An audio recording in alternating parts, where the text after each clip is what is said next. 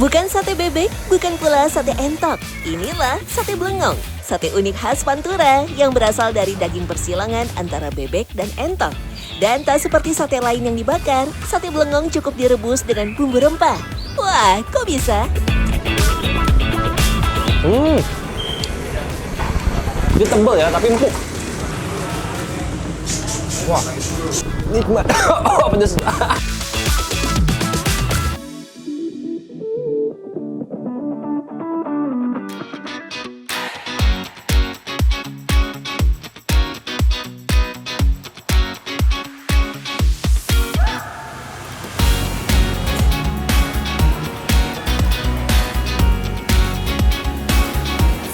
Bagi warga Brebes, nama sate blengong memang tak butuh perkenalan. Sate dengan daging tebal dan tusukan yang panjang ini memang menjadi salah satu ikon kota Bawang sekaligus menjadi daya tarik wisatawan. Meski prosesnya hanya direbus, cita rasa manis gurih sekaligus pedas tetap kuat terasa pada sate blengong. Kelezatan paripurna itu ternyata berasal dari ketelitian proses membuat sate. Blengong harus dicuci bersih dan dipastikan bebas dari bulu sebelum diolah. Biasanya penjual sate memilih blengong yang masih muda karena dagingnya yang lebih empuk. Nyaris semua bagian blengong bisa diolah kecuali ususnya. Daging yang telah dipotong kemudian direbus dalam campuran rempah bumbu kuning dengan porsi banyak pada kunyit dan kemiri.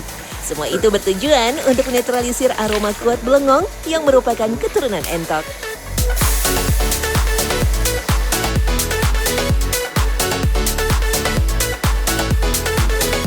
Nah, walaupun sebenarnya sudah dibersihin ya kulitnya sebelum direbus, tapi setelah direbus kita bersihin lagi kulitnya karena masih ada kulit-kulit kecil yang nempel nih di kulit dagingnya nih. Jadi kita harus bersihin supaya nanti ketika dimakan teksturnya benar-benar lembut, enak, mantap. Setelah kurang lebih dari 1 jam, potongan daging besar baru dipotong kecil-kecil. Ya harus itu. Tapi meski begitu, ukuran potongan daging blengong tetap lebih besar dari sate ayam biasa. Apalagi ketika ditusukkan ke lidi yang ukurannya nyaris 35 cm, semakin terlihat panjang.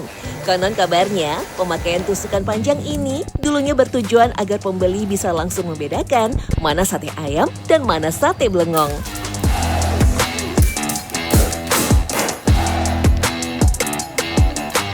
Jadi ternyata untuk nusukin si blengongnya ini nggak bisa sembarangan nih.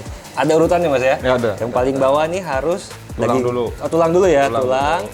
daging, kulit. terus jeroan, baru nih daging yang paling besar. Ini daging dada ya paling atas ya? Paling dada. Tuh, jadi ada ininya dan ini katanya panjang banget nih. Kayak pedang ya, kayak keris ya jatuhnya, kayak keris ya. Ini saya coba lagi nih. Ini agak susah nih bagi daging dadanya karena agak tebel, jadi tusuk harus pelan-pelan nih.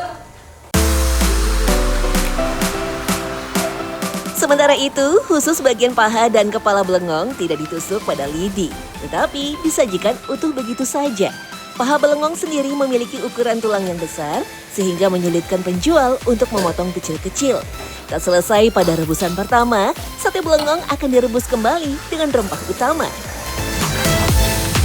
Mas, ini kan berarti direbusnya 2 kali ya? Iya. Kenapa harus 2 kali? Kenapa nggak yang sekalian aja sekarang gitu, yang kedua?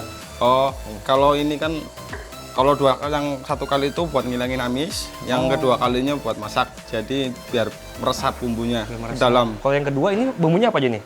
Ini bumbunya semacam kayak ketumbar, terus laos, terus apa lagi banyak lah, pokoknya banyak. Gak bisa sebutin satu-satu. Cabai juga ya warna merah gitu kan? Cabai juga termasuknya. Berapa lama Mas direbusnya ini? Ini sekitar 1 jaman lah. 1 jaman? 1 jam.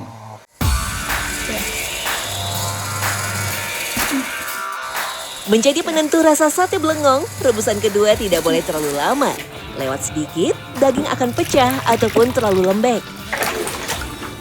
Karena ukurannya yang besar, 1 ekor blengong hanya bisa menghasilkan 25-30 tusuk sate saja. Warga Brebes sendiri biasanya menjadikan sate blengong sebagai menu favorit makan malam. Karena itulah, warung sate blengong makin banyak ditemui setelah lewat pukul 4 sore.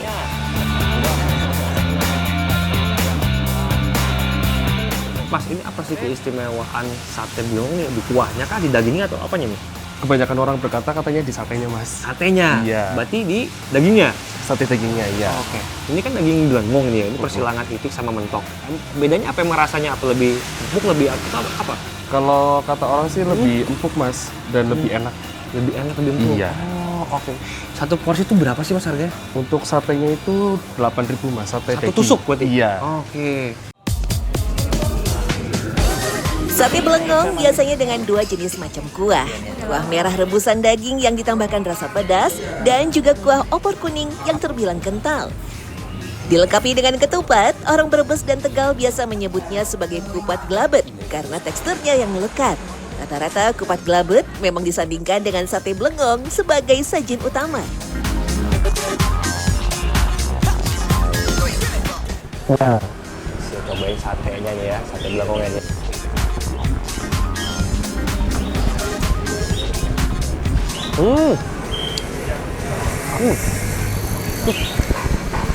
Dia tebel ya, tapi empuk.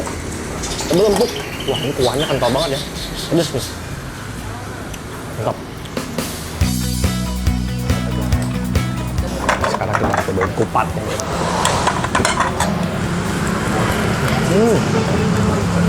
Wah, ini bumbunya sih nikmat banget sih. Wah, bener ya. Pedes tapi ya. Ini ada gurih, ada crunchy-crunchy dari kerupuknya nih, mantep. Wah. Mantap. Nikmat. Oh, pedes. Pelan-pelan, Mas.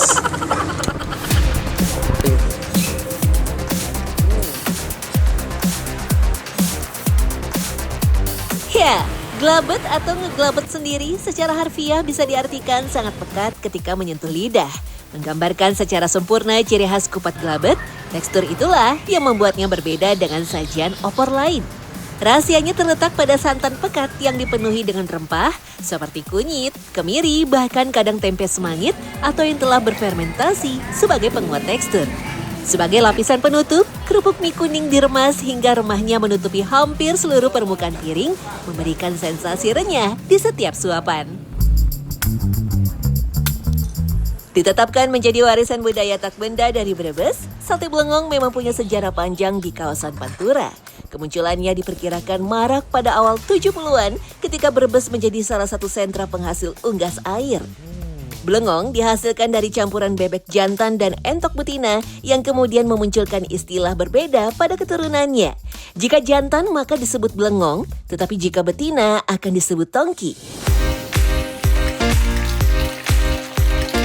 Perpaduan bebek dan entok akan menghasilkan daging yang lebih tebal tetapi tidak terlalu amis. Kadar lemaknya pun terbilang rendah.